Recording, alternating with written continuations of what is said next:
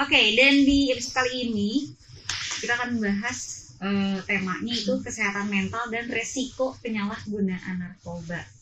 Seperti apa ya? Langsung aja kita sapa narasumber yang udah ada di depan Giva nih ya, dua teteh cantik.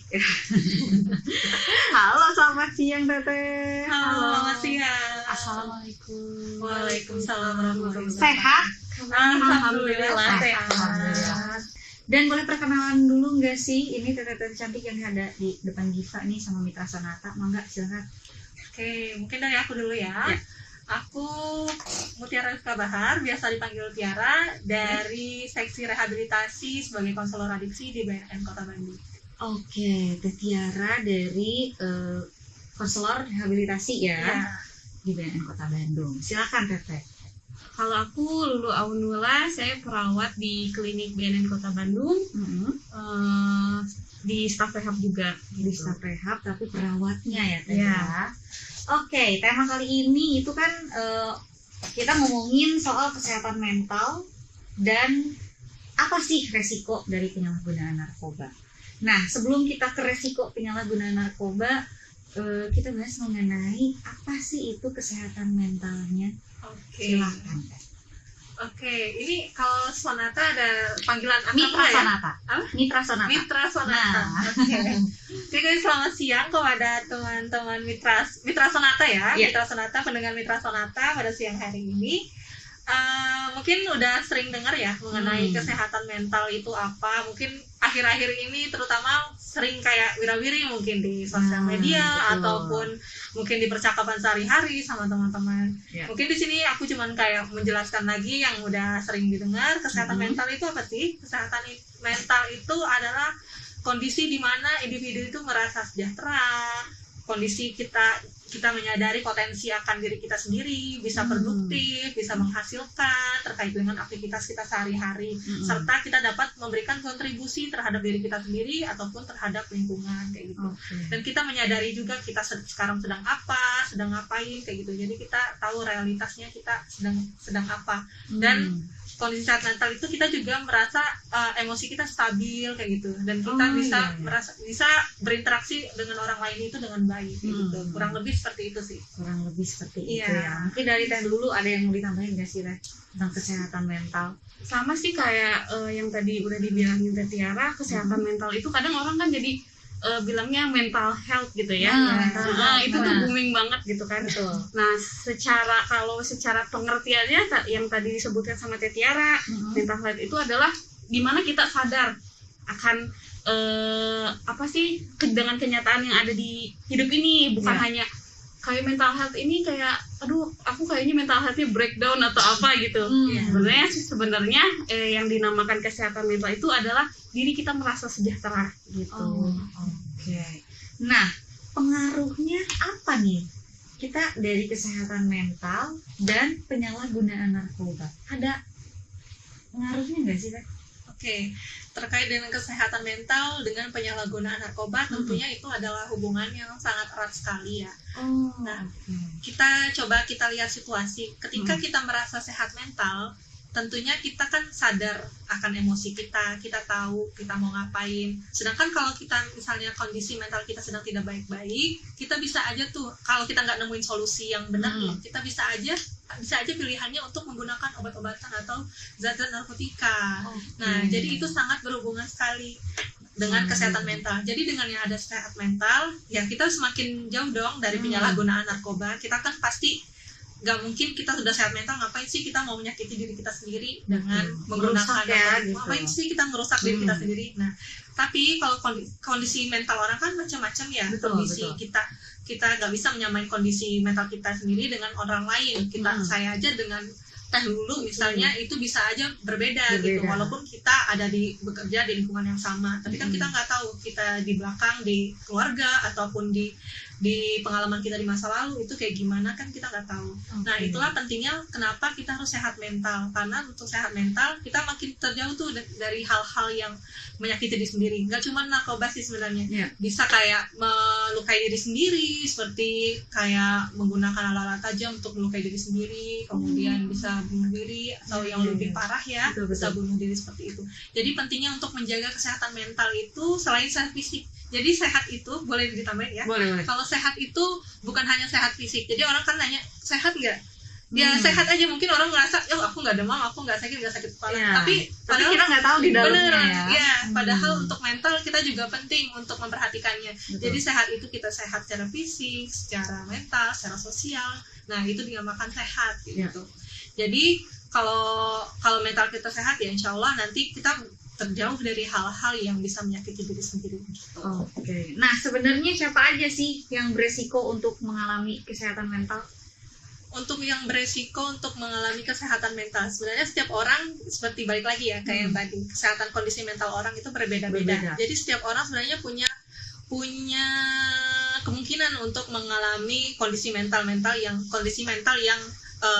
maksudnya kondisi mental yang sedang jatuh atau sedang down kayak gitu. Itu bisa aja terjadi pada siapa aja.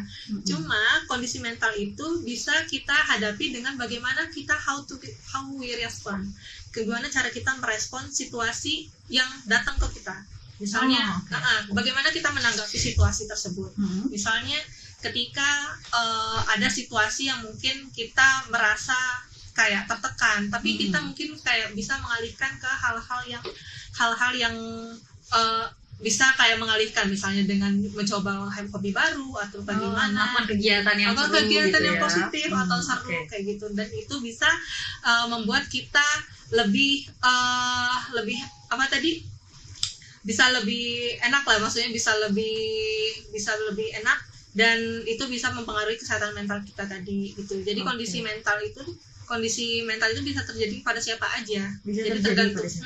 Tapi kan ada ya orang-orang dengan keturunan kayak gitu, misalnya orang tua yang punya gangguan psikologis kayak skizofrenia, itu kemungkinan memang untuk anaknya sendiri itu, untuk anaknya atau keturunan selanjutnya itu ada pasti bakalan ada kemungkinan untuk ini, tapi nggak semua, ada kemungkinan untuk menurun kayak gitu. Tapi balik lagi, gimana kita merespon situasi yang kita hadapi itu lebih penting.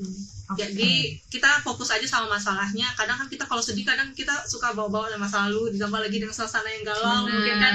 Jadi kadang lagi dengerin lagu galau, kita jadi makin sedih kayak gitu, jadi makin sedih. Tapi terus kita kadang nggak tahu nih mau kemana, mau curhat atau nggak ada tempat buat cerita, ataupun mungkin kita sendirian nih, nggak ada teman, nggak ada keluarga. Nah akhirnya bisa aja peralihannya itu ke obat-obatan atau ke narkotika kayak gitu. Nah itulah yang kita takutkan. Kenapa talk show hari ini kayak membahas tentang kesehatan mental dan penyalahgunaan narkoba itu pentingnya karena itu gitu. Alasannya kenapa kita membahas soal itu. Jadi pentingnya untuk gimana belajar bagaimana kita merespon situasi, kondisi ataupun masalah, itu penting untuk menjaga kesehatan mental kita. Oke.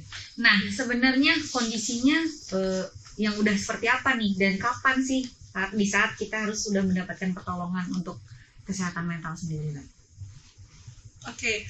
Situasi dan kondisi kapan kita mau minta pertolongan kayak gitu. Sebenarnya yang tahu kondisi dari kita tuh diri kita sendiri ya. Cuma kadang diri kita sendiri itu suka nggak jujur atau nggak sadar. Kadang temen yang malah nyadar, kok kamu akhir-akhir ini berbeda ya, kok akhir-akhir ini kamu berubah ya, kok kamu sekarang jadi suka tidur kayak gitu, tidur terus-terusan gitu. Tapi kadang kita nggak nyadar, oh iya masa iya kayak gitu. Kan misalnya tanda-tanda orang sedihan terus-menerus itu kan kayak dia tidur terus, kemudian nafsu makannya berkurang, kemudian kehilangan minat. Nah, kita dari diri kita sendiri kita harus menyadari, oh kalau aku lagi kayak perubahan dari rutinitas yang kemarin sampai sekarang kok berbeda signifikan sekali ya kayak gitu. Atau dari teman-teman ada yang ngasih masukan kayak, kamu akhir-akhir ini berbeda. Mungkin itu perlu kita, oh masa iya kayak gitu, masa aku berubah kayak gitu. Mungkin itu perlu ditanggapi. Dan mungkin teman itu mengingatkan ya, salah satu cara untuk teman mengingatkan kalau kita dalam kondisinya sedang ada perubahan. Nah, kondisi sinyal-sinyal yang kayak gitu mungkin kita bisa anggap sebagai kondisi yang nggak baik-baik aja. Misalnya kamu kayak lebih sering menangis atau lebih sering kayak marah-marah atau gampang sensitif pada hal-hal kecil, bahkan Ada hal-hal kecil, hal-hal kecil aja, misalnya ada yang nyenggol nih atau kata-kata yang agak Langsung temperamen gitu langsung ya. temperamen atau langsung baper kayak gitu, langsung Oh, sensitif. oke. Mungkin kenapa ya dengan perasaanku kayaknya aku kemarin-kemarin nggak kayak gini deh. Mungkin ada yang salah nih kayak dengan diri aku sekarang, apa ya yang salah ya, mungkin bisa kayak nanya ke orang lain kayak gitu, aku kira-kira kenapa ya kayak gini, ataupun ada mungkin masalah-masalah yang belum selesai, mungkin itu sebaiknya diceritakan aja sama orang yang terpercaya, atau bahkan kalau memang nggak punya orang yang terpercaya atau orang terdekat yang belum bisa menampung cerita-cerita kamu, silahkan pergi ke profesional. Sekarang kan ada banyak banget tuh profesional kayak gitu. Betul. Tapi Teh Lulu nih, kita mau nanya sama Teh Lulu juga ya. Sejauh ini pernah nggak Teh menangani, maksudnya merawat orang yang sudah menyalahgunakan narkoba dengan kondisi mental yang tidak baik juga? Jadi awalnya biasanya sih kalau misalnya pasien datang ke kita terus dia udah ada istilahnya dual diagnosis, kita memang rujuk karena itu memang kayak misalnya dia udah ada tanda-tanda bipolar atau skizofrenia, itu kita nggak bisa dirawat jalan di klinik, kita rujuk ke fasilitas yang lebih bagus gitu untuk rawat inap, karena kan kita hanya rawat jalan aja gitu. Tapi kalau misalnya dari awalnya memang hanya awalnya dia cuma kayak merasa tidak dihargai, tidak bisa ada orang yang bisa dipercaya cerita, ada itu juga pasien yang seperti itu. Pelariannya adalah dia datang untuk minum obat-obatan kayak gitu. Iya, atau menggunakan karena dia merasa butuh, aku tuh banyak masalah nih, terus gimana nih cara pelariannya. Mereka ketemu dengan orang yang salah sebenarnya, gitu, ketemu dengan orang yang salah, tidak datang ke profesional, mereka akhirnya menyalahgunakan narkotika dan obat-obatan gitu. Jadi sebenarnya dari lingkungan lagi juga ya, Pak. Saat kondisi kita udah lagi nggak baik-baik aja, terus kita masuk ke lingkungan yang salah, itu udah pasti Lingkungan yang nggak suportif. Gitu. Nah, terus apa aja sih Teh resikonya nih pada kesehatan terutama ya untuk penyalahgunaan narkoba sendiri? Kalau untuk penyalahgunaan narkoba itu ada dua resikonya, jangka panjang dan jangka pendek. Sebenarnya gitu. Kalau jangka pendek itu ketika kita menggunakan obatnya, misalnya kita gunain sabu nih, efeknya pada saat itu karena sabu itu stimulan, jadi efeknya di situ tuh langsung kayak dia tuh kayak nggak insomnia, dari fisiknya seperti itu, nggak bisa tidur dia gitu, semangat terus aja gitu. Terus kalau misalnya kayak obat-obatan kayak tembakau sintetis, dia tuh jadinya ngantuk aja secara fisik ya. Gitu. Kalau misalnya jangka panjangnya itu sangat banyak.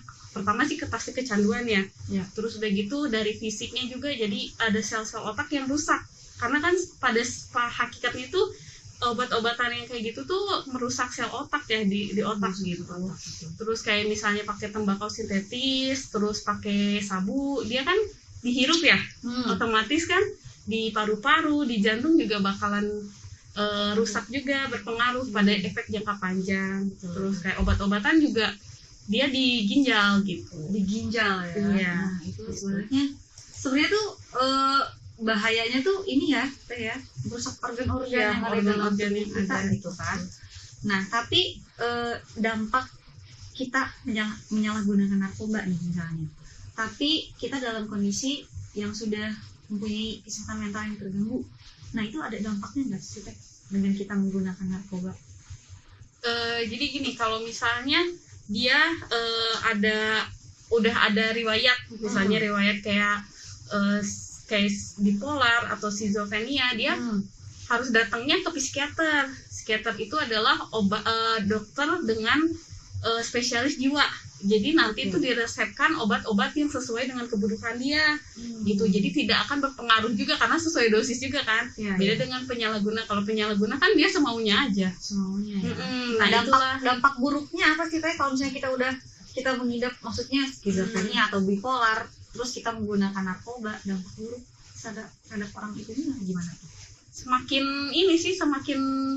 dari misalnya semakin si orangnya itu semakin moodnya tidak akan stabil biasanya. Gitu. Jadi misalnya dia harusnya cuma pakai obat, misalnya dari psikiaternya hanya penenang nih, obat penenang, tapi dia juga pakai zat-zat lain otomatis kan si obat penenangnya itu tidak akan berpengaruh gitu, karena kan udah kecampur lah kasarnya gitu. Makanya dosisnya juga udah beda mungkin ya. Gitu, jadi kayak kecampur-campur gitu kan di tubuh juga nggak akan berpengaruh banget gitu, bekerja dengan baik. Oke. Mental dan resiko penyalahgunaan narkoba. Nah, sebenarnya kalau tadi kan udah kasih tahu juga ya sama Teh dulu gimana sih kondisi orang yang menyalahgunakan narkoba jangka pendek dan jangka waktu yang lama gitu. Nah, sebenarnya gangguan mental dan perilaku apa aja sih yang bisa ditimbulkan akibat dari mengkonsumsi narkoba sendiri, Teh? Kalau misalnya apa sih perilaku ya, misalnya perilakunya pasti yang buruk sih biasanya ya. Kalau kita misalnya karena kita biasanya nyari nih, kita butuh 1 juta misalnya buat beli narkoba, terus udah gitu gimana caranya kita harus dapat uang itu biasanya rata-rata dengan cara mencuri uang orang tua atau menjual barang atau perilaku yang buruk lah sebenarnya gitu. Jadi ketindak kriminal gitu biasanya. Terus jadi malas gitu. Kalau itu sih perubahan perilaku yang ke kriminal kayak gitu. Nah, itu yang ditakutkan sih sama kalau anak remaja ya, terutama ya untuk anak-anak remaja yang kita takutkan karena pergaulan di mana-mana, karena mereka kadang kan apa-apa dicoba, ya udah apa-apa dicoba, dan mereka juga minim untuk informasi mungkin ya, minim informasi sehingga jadinya coba-coba, ditambah dari lingkungan yang kalau lo nggak pakai ya nggak sini gitu, nggak asik lo kayak gitu. Terus kalau untuk perubahan tidak hanya secara perilaku, secara psikis, secara mental ya tentunya sangat berubah juga kalau dari penggunaan dari narkotika sendiri kayak gitu. Jadi misalnya bisa jadi gangguan cemas, kemudian bisa jadi gangguan panik kayak gitu, jadi paranoid kayak gitu ya. Jadi kemudian apalagi kalau yang udah ada riwayat keturunan yang saya bilang tadi sebelumnya, itu bisa jadi malah memperparah kayak gitu. Misalnya kayak ekstasi jadi meningkatkan zat kimiawi serotonin kayak gitu. Jadi sehingga kayak kalau zat-zat kimia itu kan mempengaruhi fungsi otak ya, fungsi kognitif. Jadinya kita bisa distorsi kognitif. Jadi kita kadang jadi bisa nggak bisa membedakan antara realita dan idealita. Maksudnya nggak bisa membedakan antara saat ini sekarang lagi ngapain sih kayak gitu. Jadi ada kognitif kan yang kalau narkotika ya yang diserang kan memang otak ya, yang di otak terutama di otak banget. Jadi makanya orang-orang yang dengan pengguna kayak gitu suka halusinasi kayak gitu. Iya, halusinasi kayak rumah pengguna ganja yang kayak gitu ya. Pengguna ganja jadi makin halu-halu kayak gitu. Berarti lebih ke halu ya untuk narkotika. Halu, depresi banyak sih, banyak banget ya. Nah, stimulan. Berarti itu adalah salah satu gejala seorang yang menggunakan narkoba ya, Teh ya. Salah satu dari sekian banyak banyak. Jadi penyalahgunaan narkoba itu bukan kesehatan mental itu bisa menjadi sebab, tapi dia juga bisa menjadi akibat. Jadi sebabnya ini misalnya dia dari misalnya kekurangan kasih sayang dari keluarga, tidak diperhatikan. Kemudian dia mencoba untuk mencari perhatian gitu kan. Dia kan berangkat dari orang yang kekurangan untuk kasih sayang kayak gitu, nggak ada diperhatikan. Akhirnya dia mencoba untuk mencari cara, gimana sih aku biar diperhatikan sama orang-orang. Terus yaudah aku mencoba aja dia melakukan hal-hal yang nggak diperbolehkan kayak gitu. Akhirnya lari ke narkoba. Tapi dari narkoba juga bisa menyebabkan penyakit mental kayak gitu. Dia bisa jadi sebab, bisa jadi akibat. Yang tadinya jadi tadinya udah ada apa-apa malah makin menjadi, atau yang tadinya udah sehat aja tapi bisa menjadi ada apa-apa, bisa menjadi ada perubahan psikis ataupun perilaku kayak gitu. Nah, terus bahaya dan dampaknya itu apa aja sih Teh buat lingkungan sekitar kita nih kalau misalnya kita mengkonsumsi narkoba atau menggunakan narkoba? Kalau misalnya dampak buat lingkungan ya, biasanya kan ada zat yang stimulan dan depresan. Kalau yang stimulan itu dia tuh kayak nggak ada capeknya. Nggak ada capeknya, dia tidur aja nggak bisa lah gitu ya. Terus insomnia parah gitu kan. Kalau misalnya pakai sabu biasanya dia tuh semangat banget gitu. Terus ya efek buat lingkungannya kadang dia juga melakukan hal-hal aneh justru karena kan dianya juga orang lain tidur dia bikin kericuhan bisa jadi gitu. Terus ada juga yang depresan kayak obat-obatan tidur atau misalnya kayak tembakau sintetis itu kan bikin tidur ya. Ya. Mungkin dari lingkungannya jadi bermasalah, dari kayak jadi pemalas deh jatuhnya gitu, karena kan males bangun gitu. Ada tambahan mungkin Tetiara? Oke, mungkin kalau dari lingkungan ya, misalnya dia berada di usia yang produktif, misalnya di usia-usia produktif kan harusnya bekerja atau menghasilkan uang. Sementara karena penggunaan atau efek dari penggunaan narkotika, dia jadi nggak menghasilkan, jadi pengangguran, jadi malas-malesan. Kemudian apalagi kalau dia misalnya kepala keluarga, ada contoh kasus klien yang dia kepala keluarga itu kayak begitu tuh. Jadi dia menggunakan dan akhirnya ada dari beberapa kasus biasanya istri atau keluarga kadang istri itu nggak mau lanjut hubungannya kayak gitu atau minta cerai gitu. Nah akhirnya itu mempengaruhi kehidupan pribadinya dia ya, maksudnya kehidupan keluarganya yang tadinya utuh mungkin jadi bisa cerai karena penggunaan narkotika. Nah untuk itu jadi penggunaan ke keluarga atau lingkungan itu sangat berbahaya sekali tuh dampaknya ya, dampaknya sangat terasa sekali, terutama keluarga misalnya bisa yang tadinya apalagi yang ekonominya menengah ke bawah kayak gitu, untuk pengobatan rehabilitasi mungkin ada yang dibiayai pemerintah, tapi ada juga kan yang enggak ya dibiayai oleh pribadi. Kalau misalnya memang dibiayai pemerintah mungkin bisa aja, tapi kalau dia sebagai pencari nafkah dalam keluarganya mau gimana, mau dikasih makan apa gitu ya. Jadi perlu berpikir dua kali kalau untuk merusak diri sendiri ya. Merusak diri sendiri itu ngapain sih kayak gitu. Jadi mending ya menjalani aja hidupnya sekarang, menjaga kesehatan mental apa adanya kayak gitu. Jadi kalaupun kita merasa tidak baik-baik saja, silahkan kamu untuk menemui orang terdekat ataupun menemui profesional yang bisa membantu permasalahan kamu, ataupun misalnya kalau nggak bisa kamu selesaiin sendiri minta tolong sama yang lain. Jadi jangan memendam sendiri ataupun sampai menggunakan narkotika. Jangan sampai. Nah, tapi Teh, Diva mau tanya juga nih, sebenarnya untuk masa penyembuhannya ya, orang yang menyalahgunakan narkoba dengan gangguan mental, itu masa penyembuhannya lebih sulit dari orang normal atau enggak sih? Kalau misalnya dengan gangguan mental nih, dia udah ada gangguan mentalnya, terus dia pakai juga nih, berarti kita harus nge-cut dulu yang ininya dulu, yang penggunaannya dulu. Nah, karena memang sebenarnya orang yang dengan gangguan mental itu sebenarnya dapat resep obat juga biasanya dari dokter psikiaternya kan, dapat resep obat dan yang sesuai. Jadi kita cut dulu yang buat penyalahgunaannya itu, penyembuhannya kejiwaannya itu berbagai proses sih sebenarnya. Jadi nggak kadang ada yang gimana moodnya orang, jadi gimana tingkat keparahan dia juga. Kalau misalnya dianya udah parah ya agak mungkin dirawat inapnya agak lama mungkin gitu. Kalau misalnya yang memang baru-baru atau stabil moodnya mungkin lebih cepat gitu, sebulanan gitu bisa gitu. Karena biasanya dengan gangguan mental itu, orang yang dengan gangguan jiwa itu dia banyak sih, kayak misalnya melakukan percobaan bunuh diri misalnya kayak gitu. Itu kan karena ada kan. Nah, dari situlah biasanya dikasih obat dari dokter psikiaternya untuk menenangkan dia dan membaguskan moodnya dia. Baru setelah moodnya bagus, setelah stabil, baru kalau misalnya dia dengan udah ada riwayat kayak gitu, terus dianya juga pengguna juga, berarti kita harus cut dulu biasanya di penggunanya dulu, baru kita sembuhkan dulu yang ini gitu. Gangguan psikologis. Nah, untuk masa penyembuhan sendiri itu maksudnya rehabilitasinya, sembuhnya seseorang bisa sembuh itu tergantung jenis narkobanya atau tergantung pemakaiannya sih Pak?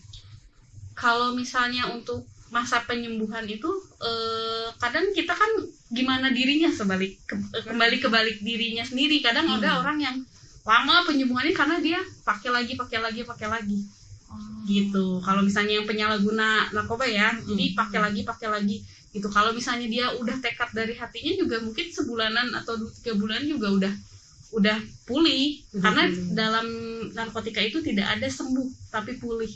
Karena ada trigger, nanti ke trigger bisa jadi dia balik lagi gitu. Karena adiktif itu. Iya. Ada yang ke trigger nih, ingat temennya yang itu, bisa jadi dia pernah makainya sama temennya itu, ingat sama temennya itu, bisa jadi dia makai lagi gitu. Jadi nggak ada kata sembuh sih, lebih kepulih kalau penyalahguna itu. Berarti nanti suatu saat pun karena bisa seumur hidupnya seumur hidup pasti ada akan situasi menghadapi situasi itu karena udah lagi. pernah tahu rasanya mungkin.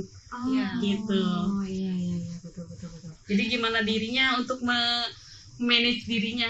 Selain dari dirinya juga dari keluarganya, dukungan Iya. keluarga itu penting untuk pemulihan dari pengguna narkoba kayak gitu. Jadi apabila dukungan keluarga juga bagus, tinggi, insya Allah nanti dari dia juga bersemangat dan termotivasi juga untuk terus, oh aku nih bisa nih pulih untuk dari pengguna narkoba kayak gitu.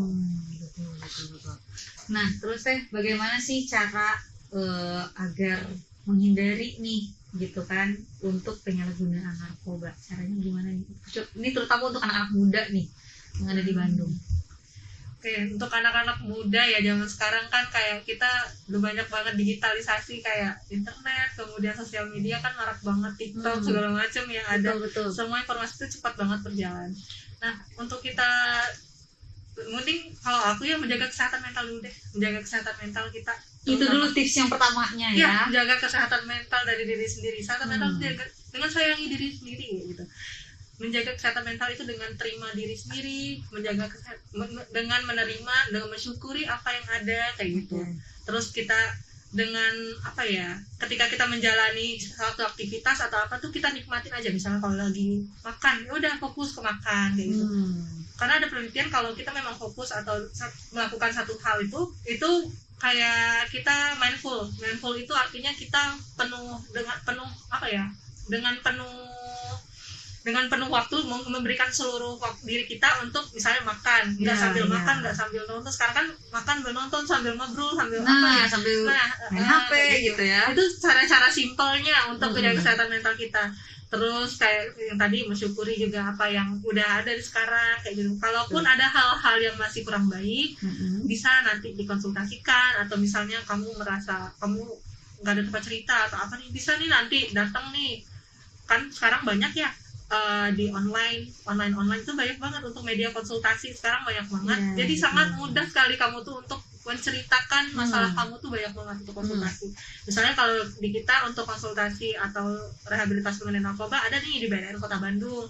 Kalaupun misalnya nanti kamu butuh psikolog, banyak banget list psikolog yang ada di Kota Bandung misalnya ya. Kalau untuk Kota Bandung ya bisa di online ataupun bisa tatap muka secara langsung ataupun bisa via chat, telepon, email, video call atau Zoom kayak gitu. Sekarang banyak banget media, kamu tinggal bebas pilih nyamannya aja. Nanti silakan dengan terapisnya bisa dikonsultasikan lebih jauh kayak gitu. Jadi kemudian lakukan hal-hal yang hobi kamu, yang kamu senangin kayak gitu, yang kamu senangin. Dan ya udah, kalau misalnya ini kan udah tahu nih kayak bahayanya dari penggunaan, ya udah berarti kalau udah tahu ya silakan, berarti ya udah menjauhi diri dari coba-coba untuk menggunakan narkoba kayak gitu.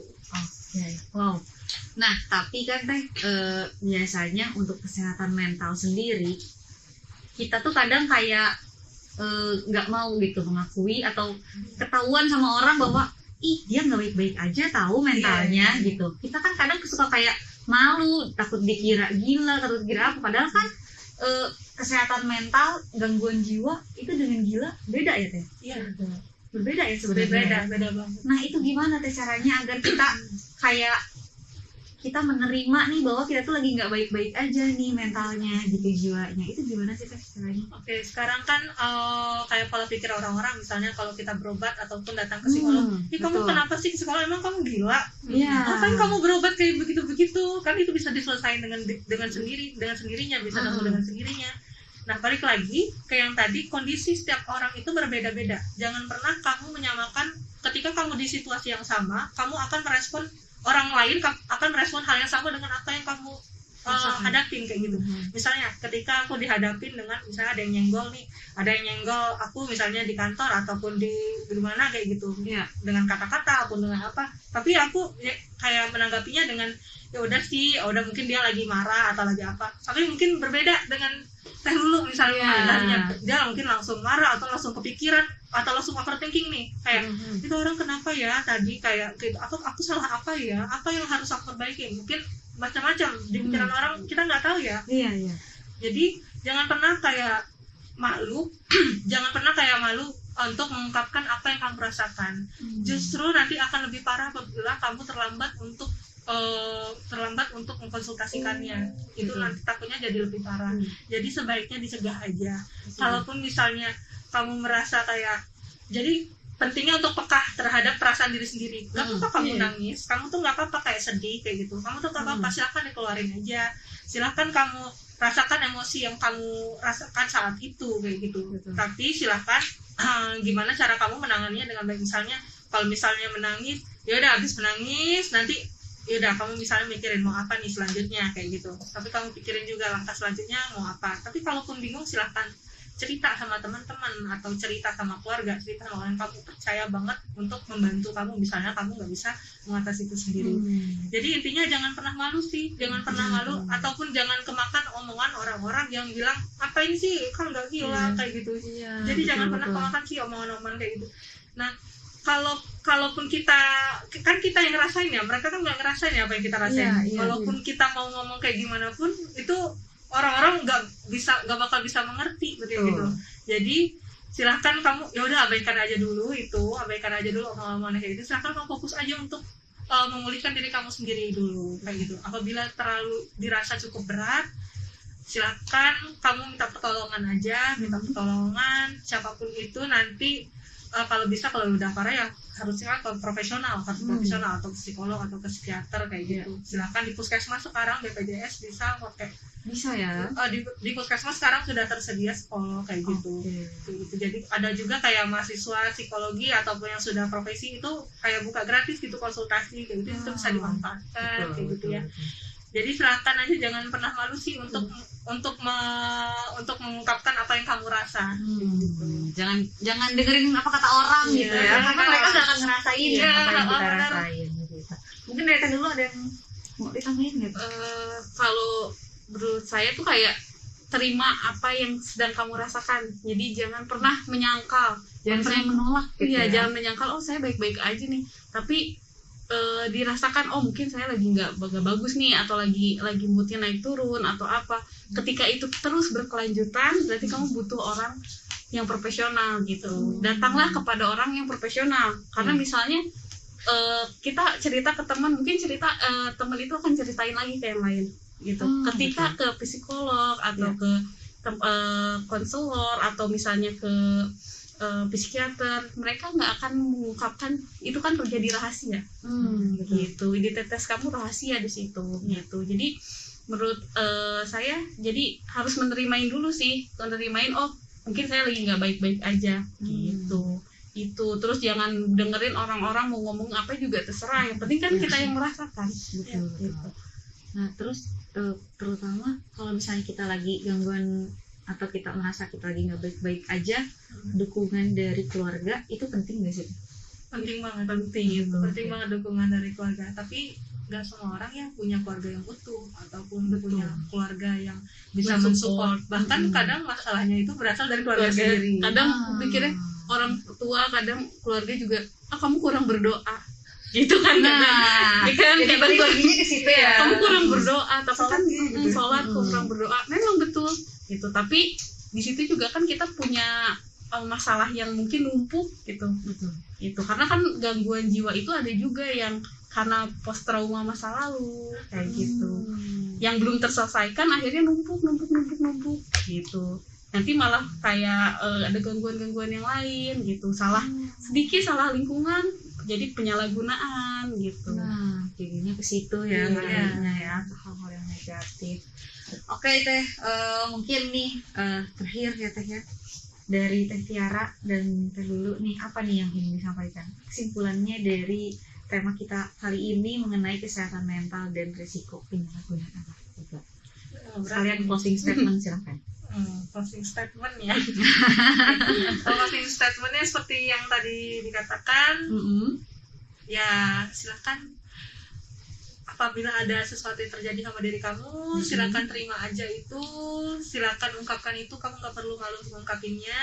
Kalaupun kamu bingung ataupun nggak bisa menyelesaikan sendiri, silakan minta bantuan, please minta bantuan sama orang. Jangan pernah kamu menyakiti diri kamu sendiri. Itu sih, jangan sayangi diri kamu sih, sayang diri kamu. Kamu tuh berharga, kamu tuh worth it, kamu tuh bisa jadi apa aja nanti di masa depan. Maksudnya kamu bisa jadi apa yang kamu pengen. Kamu bisa menjadi guru, atau bisa jadi dokter, atau banyak cita-cita ataupun hal-hal yang perlu kamu wujudkan di masa depan. Jadi jangan sakiti diri kamu sekarang, please. Jangan sakiti diri kamu sekarang. Kamu tuh berharga, kamu worth it. Itu sih kalau dari aku. Thank you Teh Tiara. Dari Teh Lulu nih Teh. Kalau dari aku sih sebenarnya kesehatan mental itu akan deket banget sama penyalahgunaan obat sebenarnya. Dengan orang yang dengan traumatik masa lalu atau apa, terus dia nggak ada tameng keluarga yang kekuatan keluarga yang mendukung, itu akan menjadi penyalahguna. Nah, ketika sudah menjadi penyalahguna, itulah yang harus kamu iniin apa sih, kayak harus kamu aware gitu loh. Jangan sampai keterusan. Ketika kamu udah terlanjur menjadi penyalahguna, silakan datang juga ke tempat yang untuk rehabilitasi sebelum terlalu jauh, sebelum terlalu selalu kamu terlalu masuk ke dalam dunia yang seperti itu. Sebelum jatuh terlalu dalam ya. Nah, Oke. Terima kasih sekali lagi buat Teh Tiara dan Teh Lulu Sama-sama. ya. Dari BNN Kota Bandung, luar biasa sekali ilmunya, dan Giva jadi tahu. Dan yang penting itu adalah benar, yang harus dijaga pertama kali itu adalah kesehatan mental. Kalau misalnya kita nggak baik-baik aja, terus kita malah gabung atau nongkrong sama lingkungan yang malah ngebawa ke arus yang negatif, itu pasti udah bakalan langsung secara otomatis ya Teh ya, itu mah ya langsung deket banget. Jadi intinya mah jaga kesehatan mental. Yang tadi kata Teh Tiara, jangan malu kalau emang kamu ngerasa diri kamu lagi nggak baik-baik aja. Ya udah cepet cari profesional yang bisa nolong kamu. Gitu. Dan jauhi narkoba, itu yang paling penting. Sekali lagi terima kasih ya Teh sudah hadir ke sini. Semoga sehat selalu. Dan semoga program-program dari BNN lancar terus. Amin. Ya. Oke, Giva mewakilkan Teh Tiara dan juga Teh Lulu yang sudah hadir di sini. Pamit undur suara dari Ruang Dengar Kamu Sonata. Terima kasih sekali lagi. Semoga perbincangan Giva kali ini di Sonata Talk Show Ngobrol Cager bareng BNN episode kali ini bermanfaat buat kamu dan menambah pengetahuan kamu juga. Mohon maaf bila ada salah-salah kata. Giva pamit. Assalamualaikum warahmatullahi wabarakatuh. Bye. Udah selesai.